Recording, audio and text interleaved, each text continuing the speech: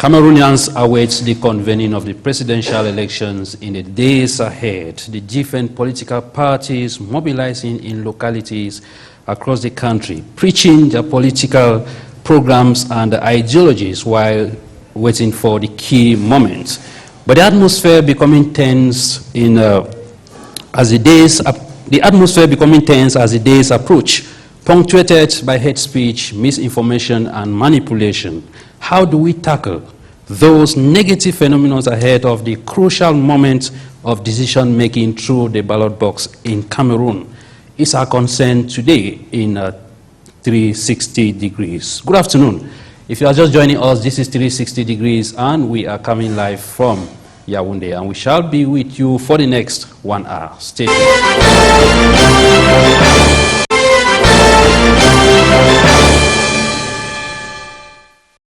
Good afternoon once again. I have some 4 gentlemen in the house that will be helping us to understand some of the concepts of today as we talk hate speech, misinformation, manipulation ahead of the 2025 presidential polls this year. I will begin in no particular order to welcome them.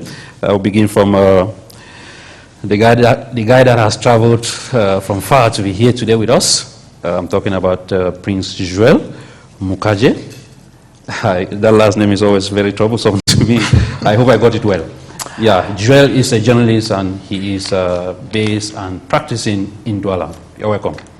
Thank you immensely, Hyncenth. Good afternoon to you, and of course, good afternoon to all co-panelists. It's an opportunity to be in Canal, a house that I've been there before, just to say that Yaoundé looks very beautiful, and Canal Yaoundé looks superfluously well. Oh, thank you. It's an opportunity to be on your platform. I'm sending greetings to the peace-loving people of Misaje subdivision who are watching the program, and of course, the land where I come from, and most particularly to the #1 elite of that land, His Excellency Professor Fukalesus Gentry, Minister of Mines, Industry and Technological Development, who should be watching the program, and to all the people who are watching, most particularly in Dongamantul Division, a land that is very promising. And of course, we are eyeing a lot of things in this year, and we're hoping that it's going to be a wonderful year for us. For sure, it'll be a wonderful year as well. Let me just finish with my left, my right before getting to my left. I have Mr. Ateki Seta-Caxton, the Executive Director of Network for Solidarity, Empowerment and Transformation for All,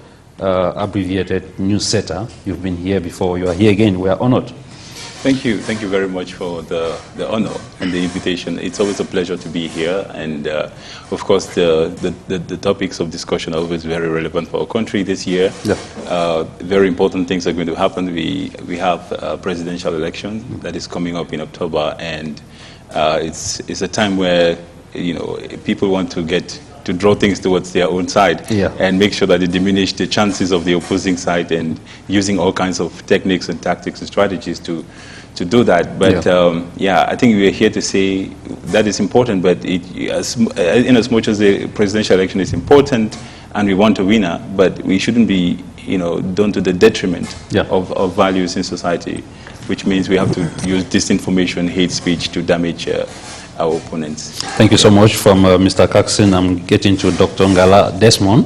Ngala Desmond is the Executive Director of Civil Watch Cameroon. He has been doing a lot as far as fighting hate speech is concerned. Doc, we are honored to have you here today. Thank you, Hyncenth, and good afternoon to your million of viewers out there. Good afternoon to our co-panelists here on board. I'm happy to be sharing this panel with people who have already known also on the field, and thank you for Canal for inviting me to share perspectives on what we've been doing on 2 flanks. I think I would say on 2 flanks, from a purely academic and fact-based perspective, with research work on questions of hate speech, new forms of media and misinformation, and how they drive narratives nationally, but also on a militantist base, actually getting to understand why particular actions, particular people are taking actions, most especially those concerning hate speech, segregatory debates, but also ethnic and tribal politics in Cameroon on the eve of presidential elections.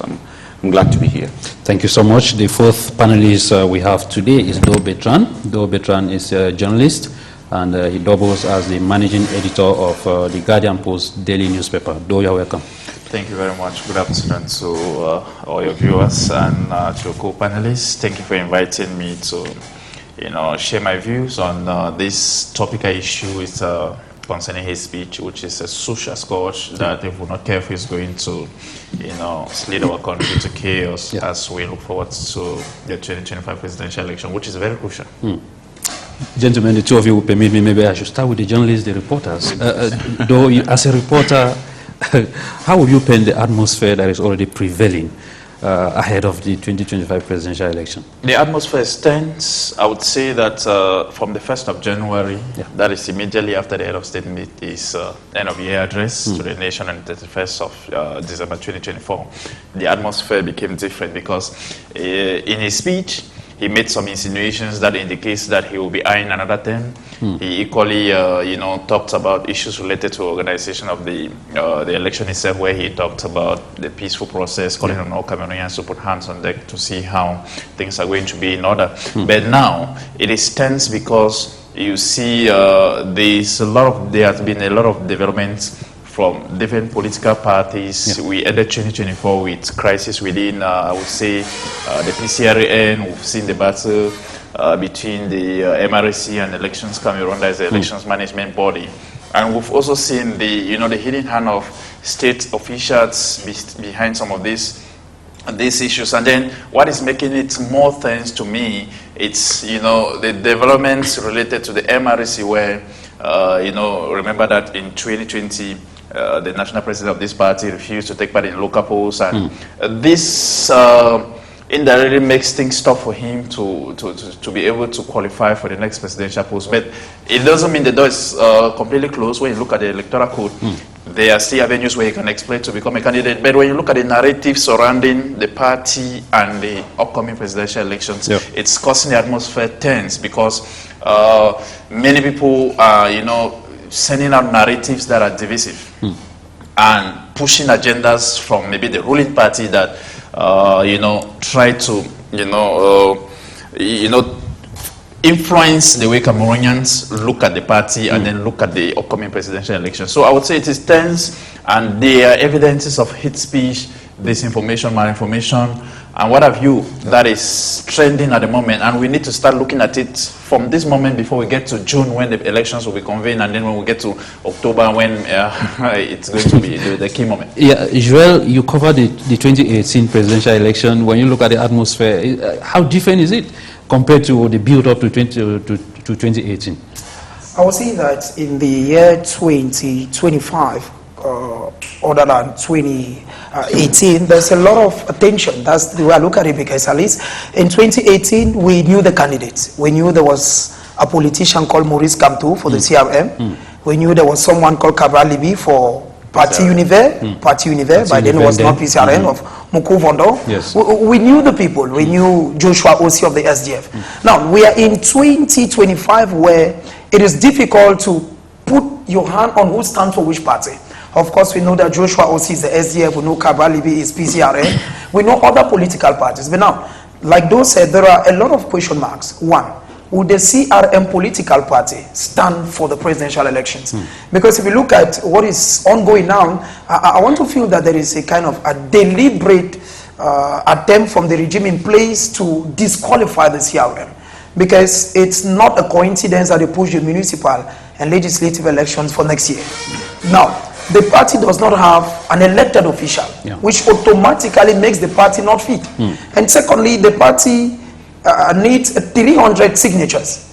And now when you look at the criterion to have 300... The candidate, not the party. Candidate, rather. If you look at the criterion that you need people like senators, first-class chiefs, it becomes difficult, and you should get 30 from each region. Of course, we know that there are political parties that are more regional. Of course, Kamto could get in the West region. But now, how many first-class chiefs in the Northwest who want to give him that vote? So I think that 2025, to me, Hyncenth is somehow too pregnant. And I'm looking at a lot of surprises are going to come up. A lot of surprises, because as the government is also thinking, the political parties too are also thinking. And those who are implementing other strategies, and I think that October will appear to be very pregnant in Cameroon. Thank you so much for that global picture you are trying to paint. We will try to focus on our topic of today, beginning with hate speech. It is a song every day, hate speech. But I bet you there are a lot of Cameroonians out there who cannot clearly tell what is hate speech. Maybe we begin with those fundamental definitions of hate speech that some may be using without knowing. Thank you, Hyncenth. I think the difficulty in defining hate speech is the plurality or the multi-ethnic nature of Cameroon. Yeah.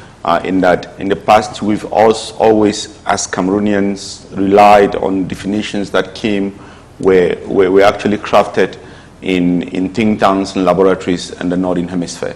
But when we come to our own kind of setting, where we have not only race, but we have tribe, we have clan, we have caste systems, it becomes extremely very difficult to have a definition crafted, I don't know, somewhere in the Northern Hemisphere to be implemented in the Southern Hemisphere in full context. But just to say that hate speech per se is any form of communication. I would want to start with hate. We always go to speech, which is the most actually visible part of it. We have hate actions, we have hate crimes. Hate in itself embodies, hate speech is just a subset of hate. And hate speech is any form of communication, definitely, because it's called speech. It englobes all forms of communication, be it written, it could be verbal, it could be artistic. So a drawing could be hate speech. A billboard could be hate speech. So we need to know this. These are any forms of communication that seek to denigrate or to remove humanity from an individual based on his background. This background could be political, it could be social, in the case we're talking about here. It could be economic, it could be ethnic, it could be racial.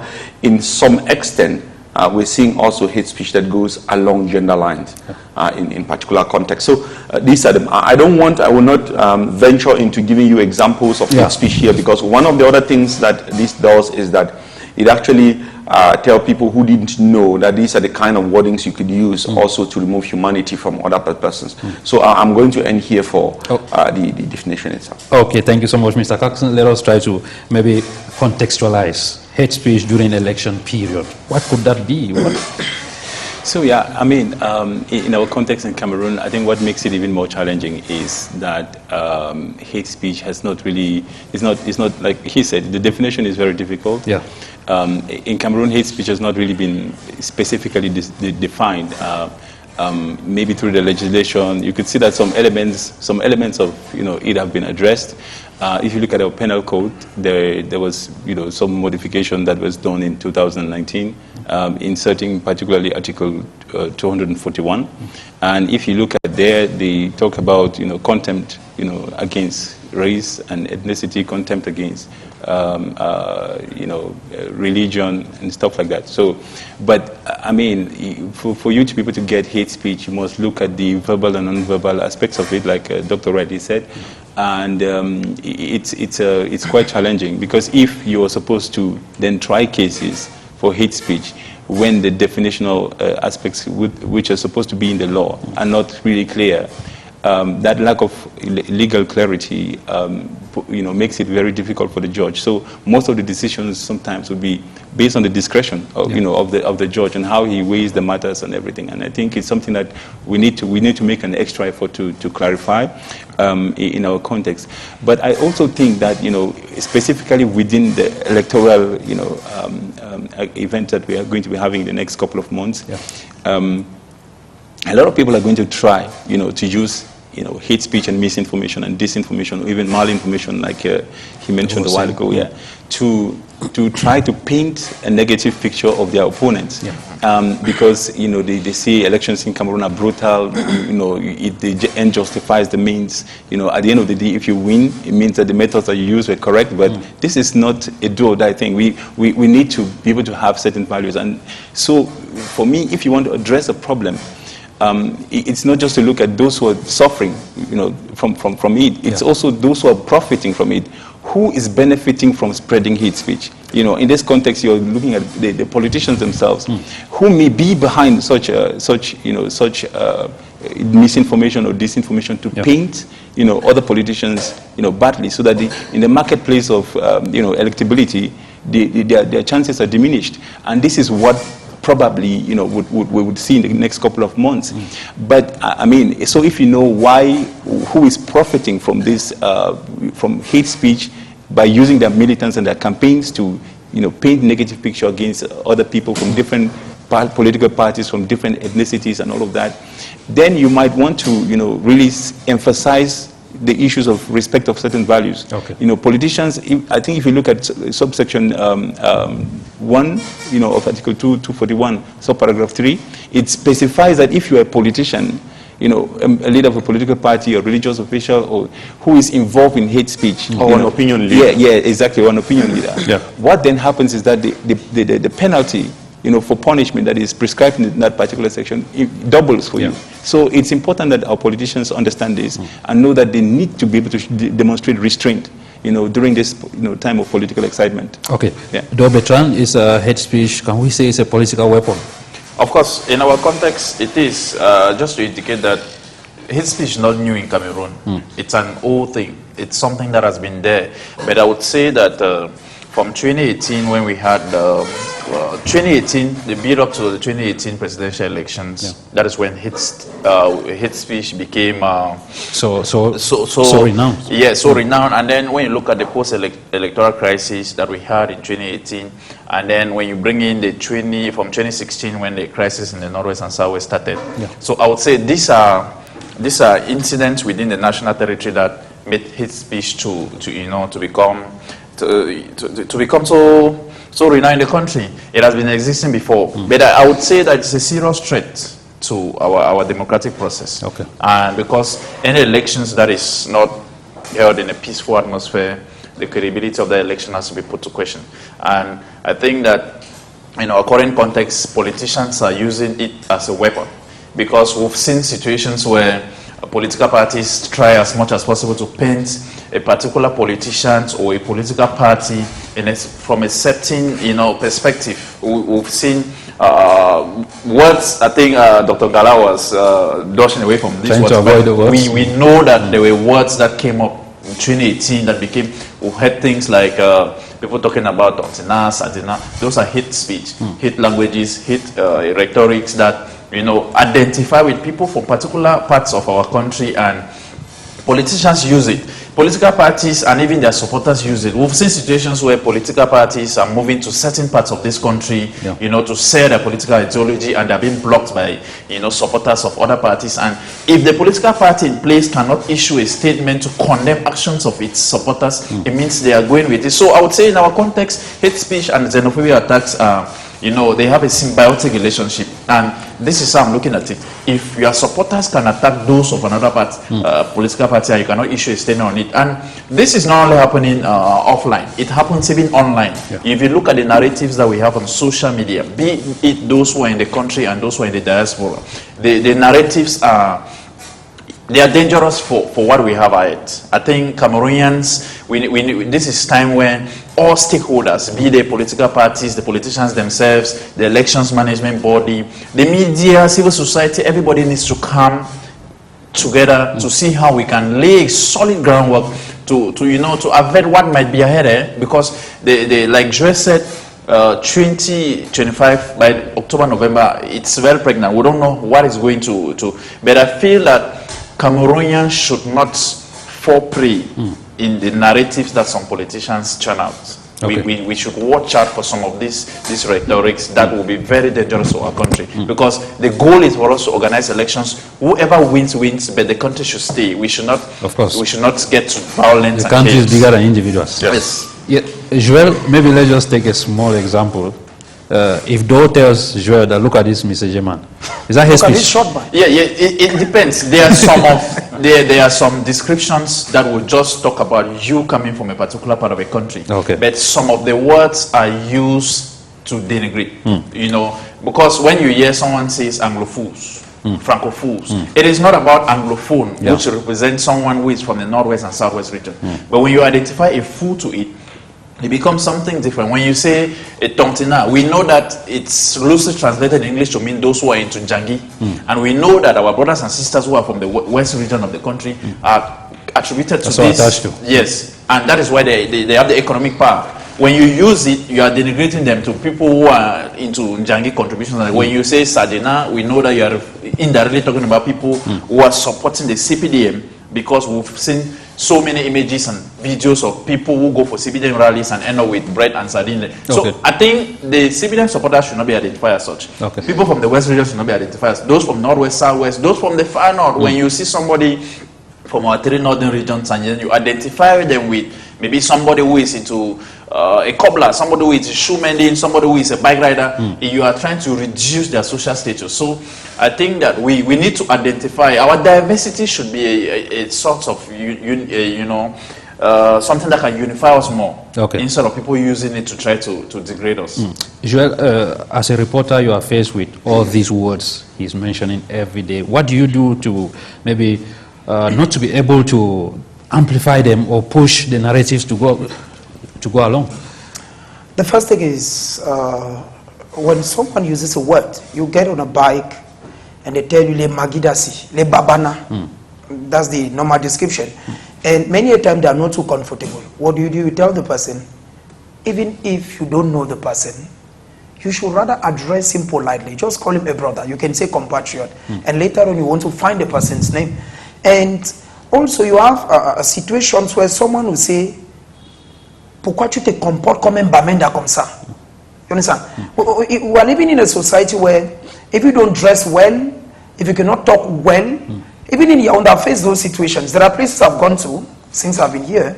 I pretend I don't understand French. And the person tells you it is not their problem. You are a bamenda. We're living in a society where everybody from the Northwest and the Southwest has been reduced to the Northwest. To a Bamenda man, that's it. They don't understand that Northwest and Southwest has a Bayangi man, a Bakweri man, a Mankon man, a Bali man, a Hasi Misaji man. So what I do, I say is, I struggle to educate and I struggle not to amplify. There are certain weddings I will not use in certain milieux, no matter how angry I am. It is true there are things that people tell you that push you even to the wall. And you also want to react, but you're like, I should not be the person doing this. I should rather be a pace setter so that people can copy from me. And I think that we are living in very dangerous moments. I say very dangerous moments, because when I look at Cameroon, at times I feel that the future is very somehow pregnant, very bleak. I sat somewhere in Bonaberi and I saw a guy who came and parked his car, and the municipal council came and just took the car, and they were telling him, give us 25,000 here, or when we take it to the station, this is what you pay. And I walked up to the guys, presented myself, and I said, I'm this. And the guy told me, Ale fela u Nigeria. Since I spoke in English to him, since he's a Douala man, everybody who speaks English is not even Cameroonian, is Nigerian. So we have weddings that are very strong. I've seen people who have engaged in a fight because someone used a word and the person was not too comfortable. I've seen persons who have done so many things, and I think that since we have a specialist of the civic watch, which is his domain, I think that they should enforce more what they are doing, because I fear for Cameroon, Hyncenth. I really fear for Cameroon. I have seen people who have engaged in fight. I've seen people who have engaged in fight because of words. You tell somebody, pourquoi tu te comportes comme un bamenda comme ça? I've seen, you saw one thing on social media where a guy undressed himself because he took his bike. That was not only the issue, but the weddings that they used to him. The municipal council told him, pourquoi allez faire ça à Bamenda, ne fais pas ça ici. And the guy was like, since Yaoundé is your town and I'm a Bamenda man, prove it to me that I'm not a Cameroonian. And we saw that the retaliation was not good. Let us have good laws that can punish, that can sanction any person. If we had somebody, I said, if we had somebody who had been sentenced to 1 year, 5 months, because he insulted somebody. We saw a guy online, I even met him, I think when I was in Yaoundé, I took a pic with him and I put on social media. A guy who said, people no longer breathe well in taxis because Sebastien Meba. Sebastien Meba. He said people don't breathe again well in taxis because People have run away from the north and the southwest. The women, they are smelling in taxes. And the guy moves freely. It's nothing to the government. Okay. But if you say something, they say, no, you're not supposed to say this, that ban the media also 1 month. Okay, thank you. It is not good. Thank you so much, Doc. You have been on this fight for some time now. Do you have the impression that your fight, as well as the fight of the other civil society actors, are yielding fruits?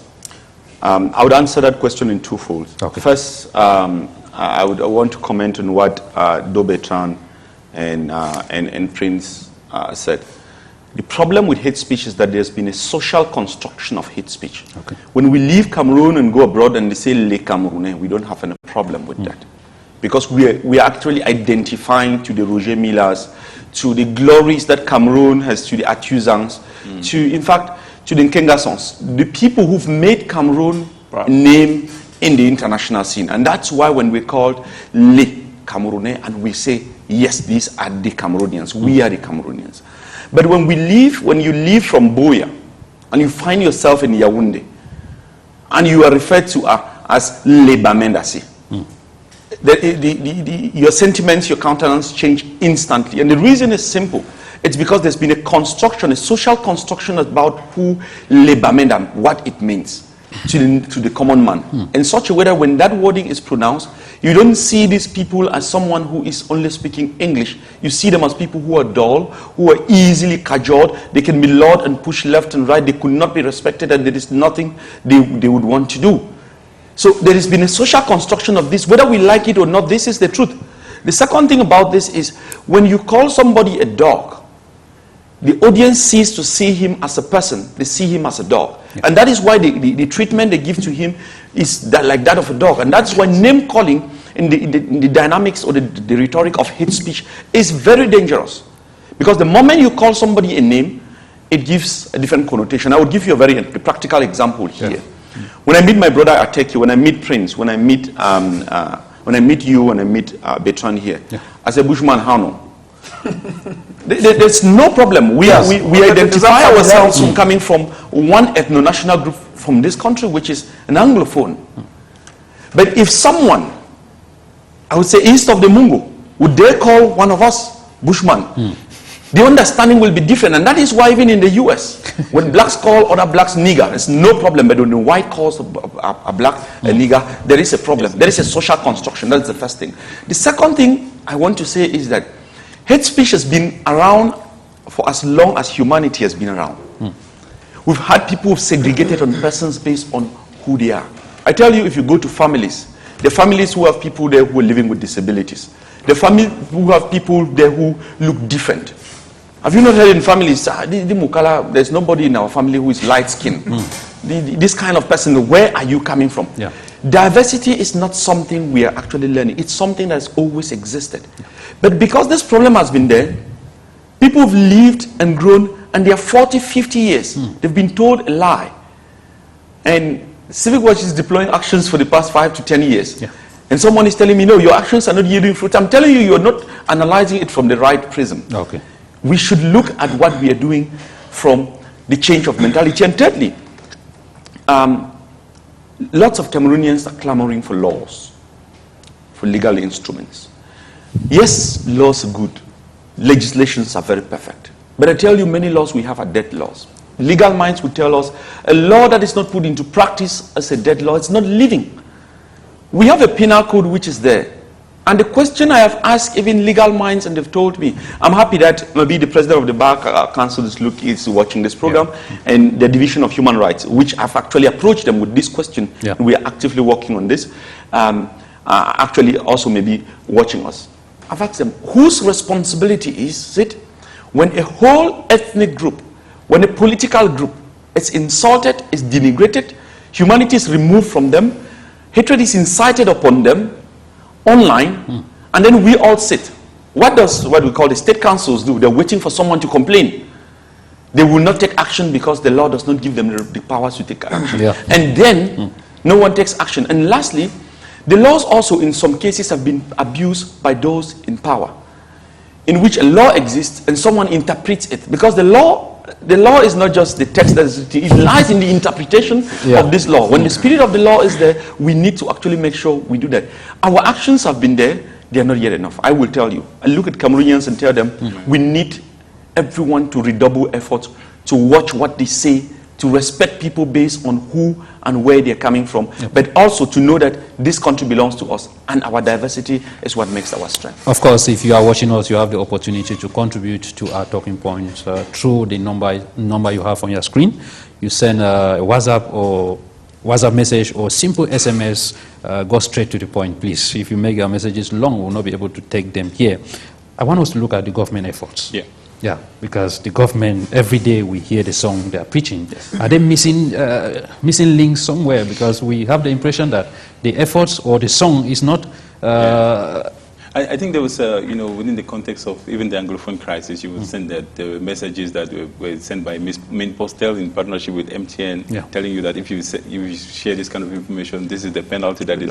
So, but I think, that effort needed to be sustained. It was just, a short, prompt intervention that I think at some point many people became, they were sensitized to the issues, but it has not really contributed to diminish the problem in a very significant way. Instead today, I think that other forces even are countervailing this effort that the government itself is, because social media today, for example, this is one of the principal vehicles, through which hate speech is shared.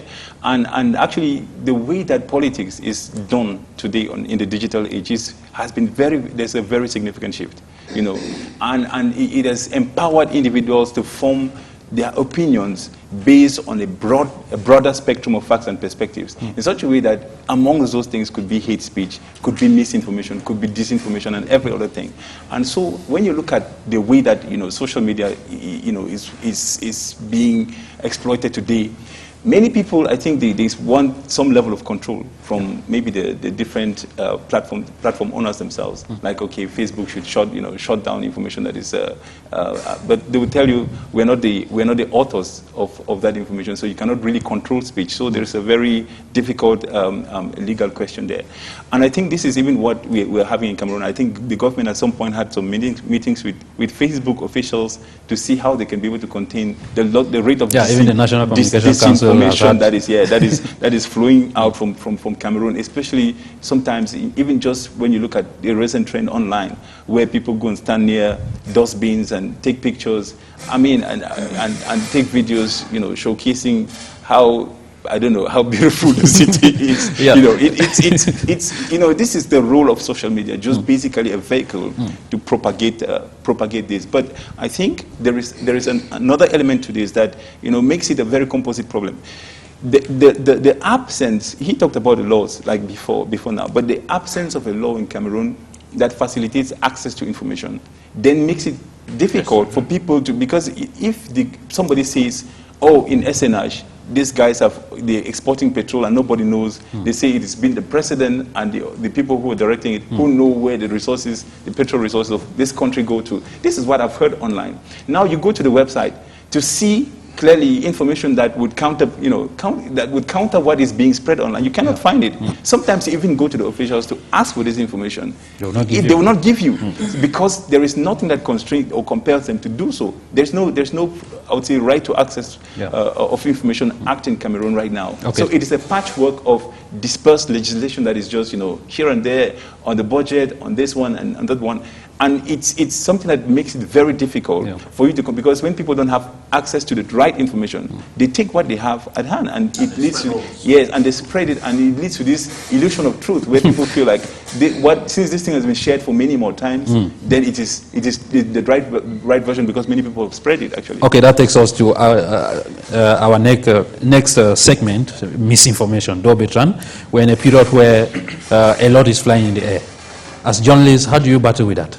Yes, let me just quote from where Mr. Clarkson ended.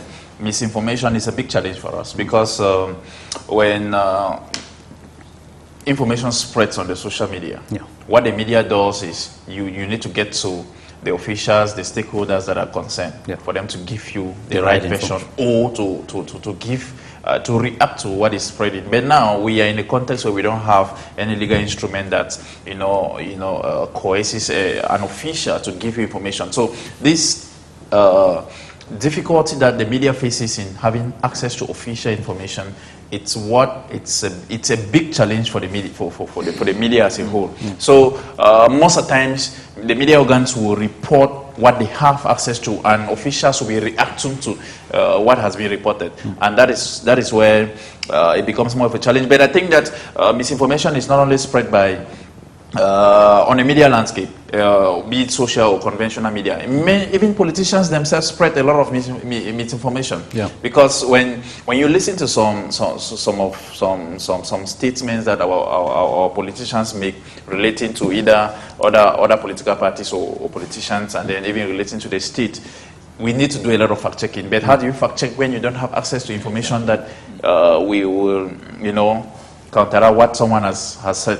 So I think it's a call for officials to see how they should. I think Newsset has done an elaborate work on it. They did a survey where media organs and cross-section of Cameroonians gave their idea on Newsset, Civic Watch, Defy Hate Now. They have done it, and I think so many others have. We are pushing for it, even at the level of even the entire legal instrument that governs the the communication landscape needs to be reviewed. It is obsolete. Exactly. Laws that were formed in 1990 cannot apply now, because in our 1990 law there was nothing like social media in it. Yeah. There was nothing like internet and the rest. So we need it's a general overhaul of our legal instrument, which will help us to curb the tons of hate speech or disinformation that is online, because this is information that people spread with intention to mislead. Yes. And it is going to be on the rise within this political season, especially when campaigns will start. Yeah. We have politicians who just accuse government of, okay, there's corruption here, there's corruption here, but now the authorities don't want to open up. We have COVID gate, we have AFCON gate, we have so many gates, and the government itself is not opening up on any of these things. And that is why politicians will keep saying it, that the system that is covering issues related to corruption, system that's making transparency an issue in the country, it's a system that promotes hate. Cameroonians love themselves. We are happy to be who we are. Yeah. But now the hate speech, it's on a rise because of issues of tribalism, where people see people from a particular area of the country occupying almost every position, issues of nepotism,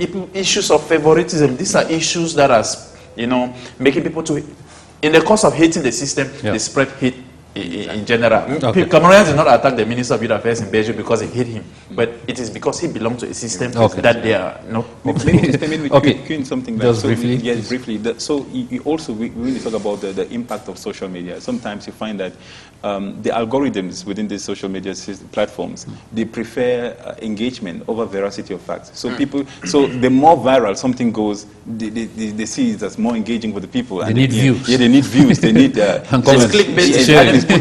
So it's something that needs to be really, Joel, we are talking about the social media. Let us look at the role of influencers in all this. Are they helping to resolve the situation, or they are rather amplifying it? Influencers are amplifying the situation. I remember when I was in Boya, an information came up that a lady was swallowed by a python at Eta Palace without publicity. 2013. 2013, yeah. One happened just yet. Now, people took to the social media, and to be honest with you, I think there are guys who are still in prison today who were arrested there. Because guys stormed the building, they carried a lot of vandalism around the building. Now, the innocent ones who now came to see what has actually happened were the ones who were picked. Now, influencers are not doing us good.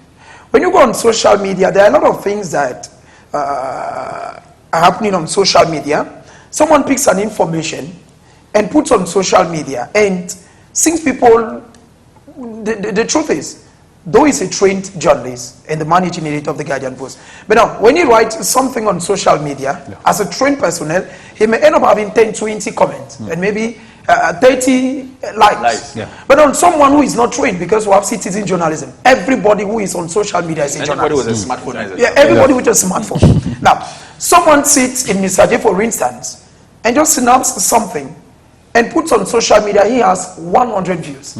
But now when I see that thing, I get to the phone, I get to the duo, I get maybe to the command, I get to some people to confirm the information.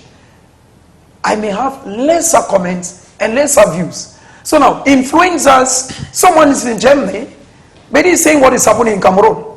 I think I sat in Bonaberi one day and I read a lady, she's online, she has a lot of views, showing a picture that when schools were reopening, that the principal of GBHS, Bonaberi, was dressed as a student and the vice principal as a student.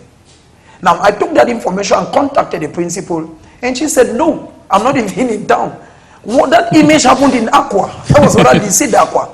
It tells you that influencers are creating more problems. Okay. And I'm coming back to the fact that we need laws.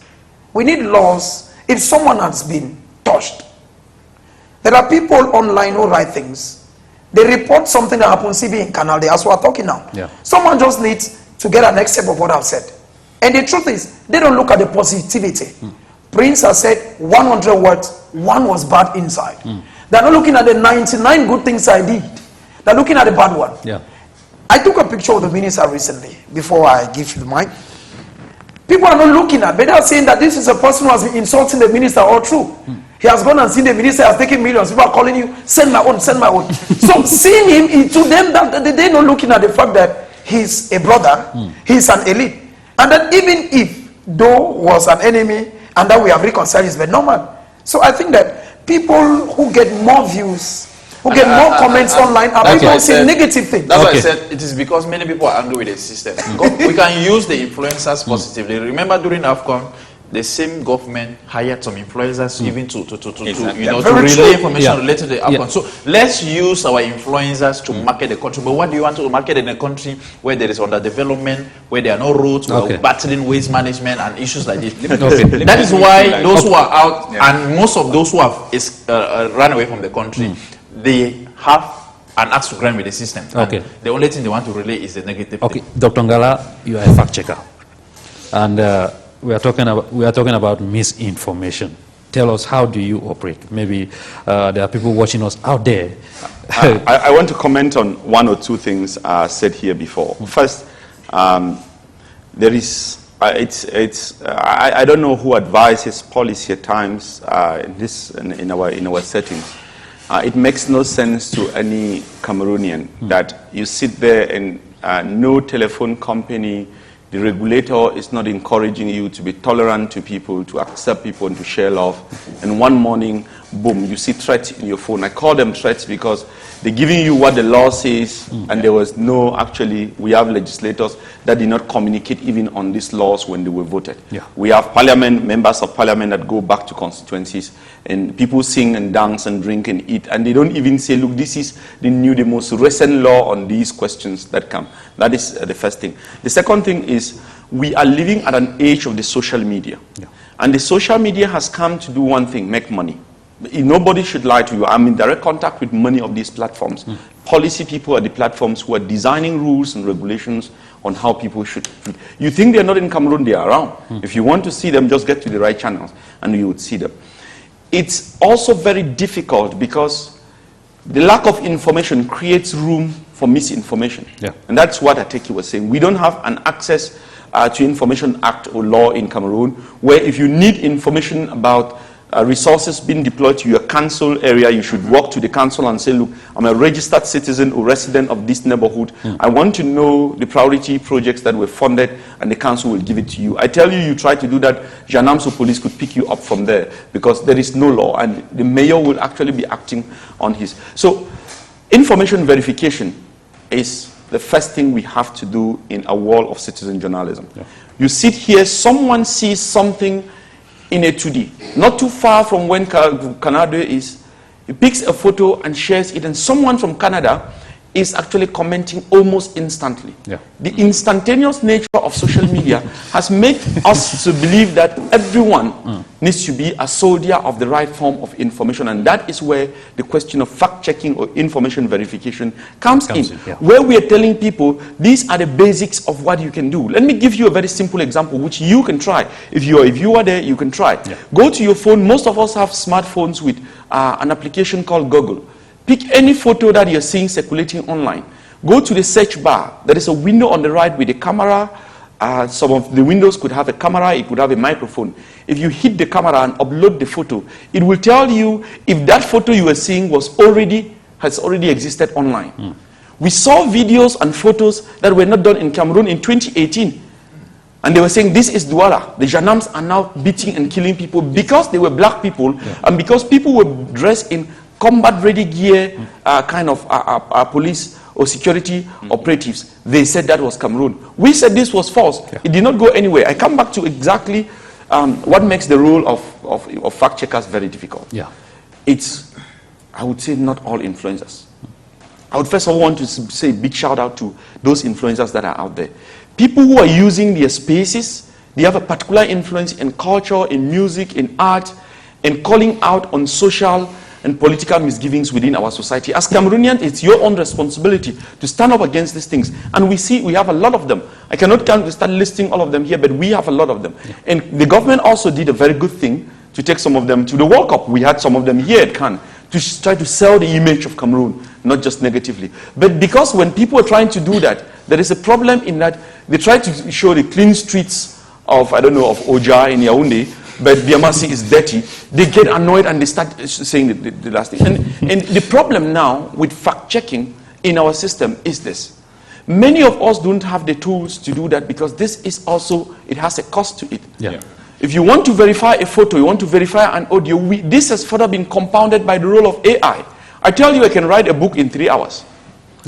I can publish a story that will go, in fact, you read that story, it gives you, in fact, you feel like, no, this article is well written. In less than 2 minutes, I just need to go online and then get this to be done. This has further compounded the role or the work of fact-checkers, but also for media men and women who've actually gone through a cycle of training but have never heard the word fact-checking. It's unheard of in the 21st century that our education system can still believe in that. We go to media schools. I will tell you, Hyncenth, we have been to media schools. We've even written. I have official correspondences in which we've written. Some of them have been very open. I tell you, some media schools have been very open to invite us to talk to their students about the emerging trends or new forms of journalism, not only investigative journalism, but fact-checking in which we say this is false because of this. This is out of context because of this. This is true because of this. We have seen this, that in our educational system, journalists are trained to actually pick information and investigate, but most of them don't know this genre of fact-checking, which is, of journalism, which is fact-checking. Maybe before we take maybe the take or the views of the bishops ahead of the 2025 elections, let me just give you this. We have the National Commission for the Promotion of Bilingualism and Multiculturalism. How will you rate their efforts in fighting all these ills? I think they've been doing a lot. I have a couple. They've been doing they've been doing a lot. It's true that sometimes you have to be able to match the pace of changing times. Getting to, like he just mentioned, the increasingly complex environment with the use of artificial intelligence to generate fake information. So you want to see that those kind of things are integrated in their programs. But also another effort needs to be made in terms of just helping, Cameroon, this problem of interculturality and helping to, promote living together.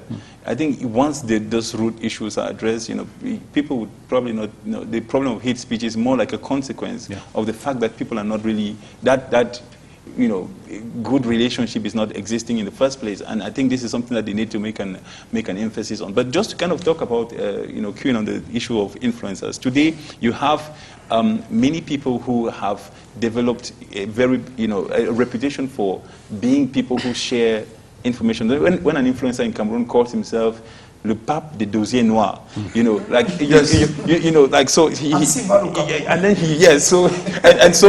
then when he goes live, there are about 15,000, 20,000 people watching because they want to see the dossier noir. Like, who believe that you must, and so people share sometimes this information because it's more of a political tool because we were in a political system where there are still fights even within the ruling party, and people use information against their opponents and send to some of the influencers to tarnish the image and try to run them down. It's very possible. That's what we see on a daily basis. And since some of these guys are operating in the diaspora, there's nothing you can do about it.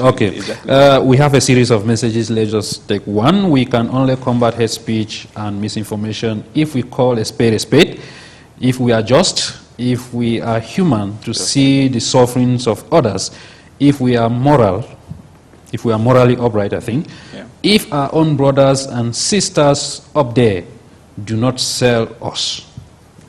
whatever that means. I'm yet to understand. The bishops have said it all. Okay, he said the bishops have said it all. Let us revisit what the bishops think about the upcoming 2025 presidential elections in this excerpt. Why should Cameroonians go out there to vote? And when you go to vote, with which conscience? What is the aim when you go to vote? So the bishops explain that every vote is very important because it is about, the development of our country. It's about a brighter economy in the country. It's about bringing peace in the country. So when you go out there to vote, you have to do it in conscience. There are so many candidates, but why focus on this candidate and not the other one? So according to the bishops, first of all, the morality of every candidate is to be scrutinized properly. You have to study the programs of each candidate. Is this person really there for the good of the country? The bishops ask two questions important. Do I love my country? Am I asking to be voted because I have love for my country? Or am I just going for personal interest? What am I proposing, for the betterment of my country, for the development of my country, for the well-being of the population? And then the bishops also mentioned other areas which are important, like the necessity to make sure that Cameroon is secure at the time of vote. You see, because right now we still have problems in the northwest and southwest regions, and even the far north. Now again you hear how people have been killed. So if people are afraid, of course they'll not go out to vote. So the bishops urge those who have authority in our country to bring about peace during that period and after that period. And also, you people who are in charge of communication, you should communicate what is true, what can help the country grow, what can unite the people, not what divide them, not hate speeches and so forth and so on.